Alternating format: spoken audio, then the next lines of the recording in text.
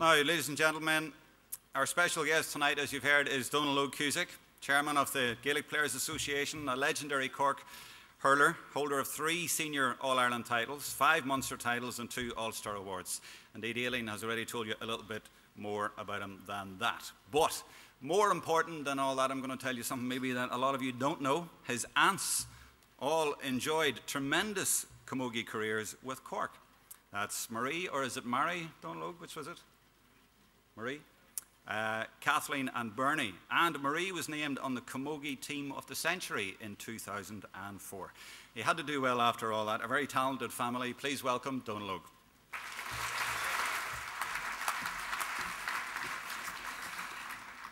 Thank you very much, Jerome, and thanks for taking half my speech as well as you were at it. Oak Dron, Aileen Lawler, distinguished guests, players and friends. It is indeed a great honour for me to be invited here tonight to join in your celebration.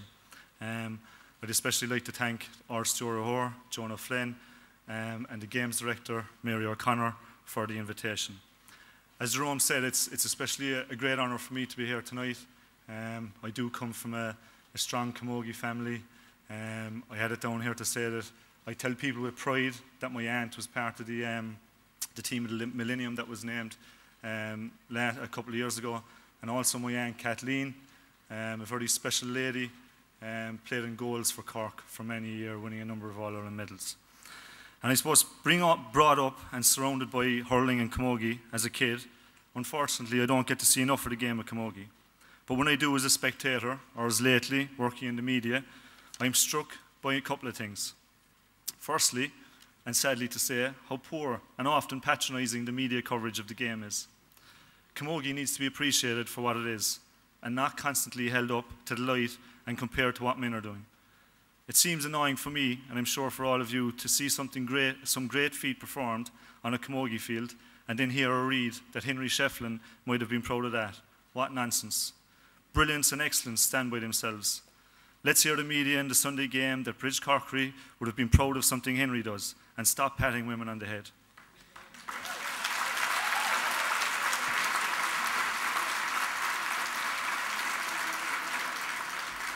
I also noticed that the media and a certain strain of old-fashioned hurling guru can't stop being so patronising and telling elite female athletes, like we're surrounded with here tonight, that in small ways they remind us of elite male athletes, and wish they'd learn instead that there is a lot to be learned from the way in which Camogie has evolved and is played. From what I've seen over the years, Camogie has never been afraid to take the initiative and make radical changes for the better. From the early days of what people in some parts of the country call skirts hurling to the modern game, Camogie has seen changes in team sizes, the size of the goals, the size of the pitch, and Camogie is currently experimenting with innovations like 2 points for a sideline cut, which goes over the bar. I know Joe Canning is here tonight. Personally, I don't agree with that, but I love that spirit which permeates through Camogie and the organisation.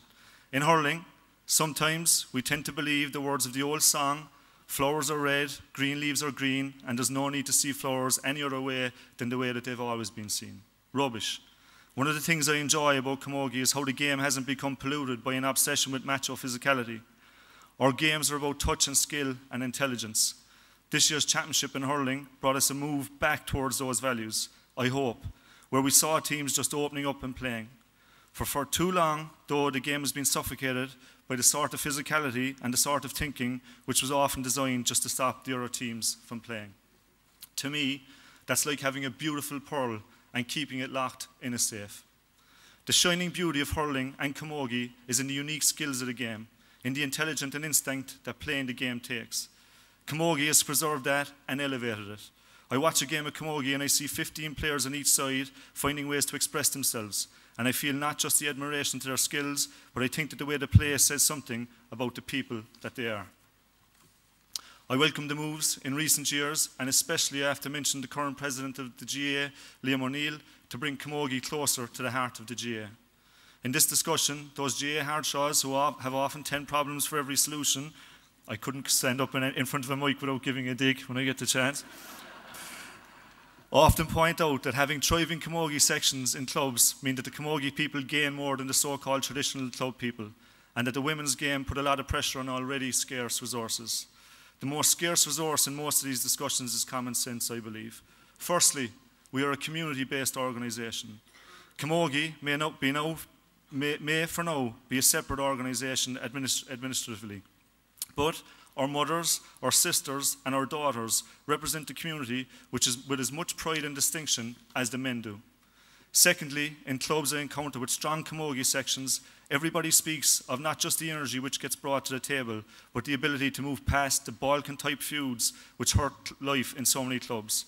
It can feel pretty strange explaining to a Camogie woman why your family hasn't spoken to so-and-so's family since the Intermediate Championship final in 1976. But that's what we men do. I also welcome developments that like we have in Dublin, where the new AIG sponsorship will cover Camogie and women's football as well as the men's branches of the sport.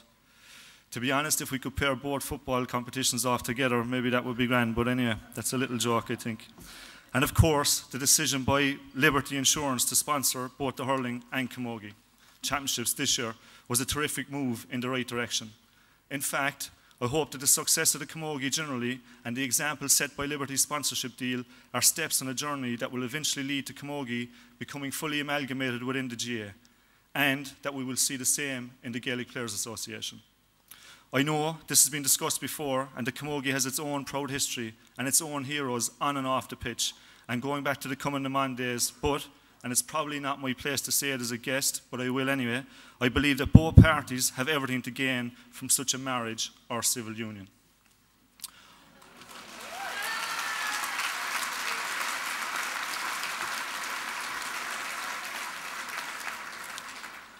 Our game is special, whatever you call it. Hurling, Camogie, I believe it is the game.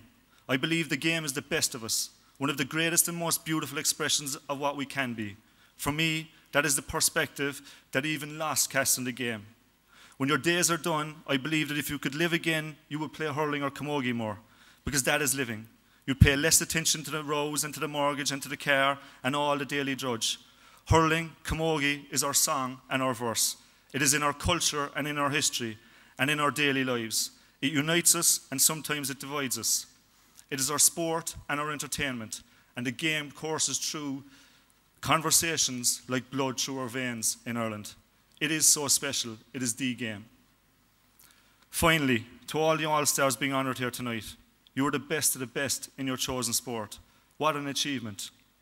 To get that way for most of you, it's probably safe to say that you are extremely driven and at times fanatical. I think it's also safe for me to say that you've been told a good number of times that you take the game too seriously and are maybe too fanatical. I was told that many times during my career with Cork. Now looking back, I can honestly say that my only regret that I have in my career with Cork is that I wasn't half enough driven, or I wasn't half enough fanatical. During my career, or since it ended, I haven't found any drug, any sex, any pastime of any sort that can match that feeling of standing in a field or dressing room, knowing that you have worked your heart out in the cause.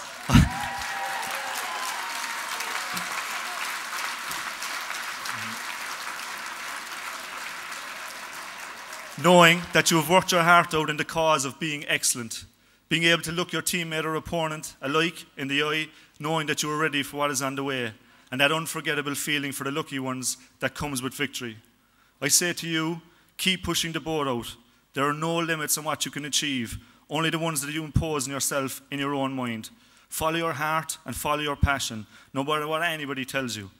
I congratulate you also and all of the All-Stars and nominees here for establishing paths of excellence that so many young players will follow.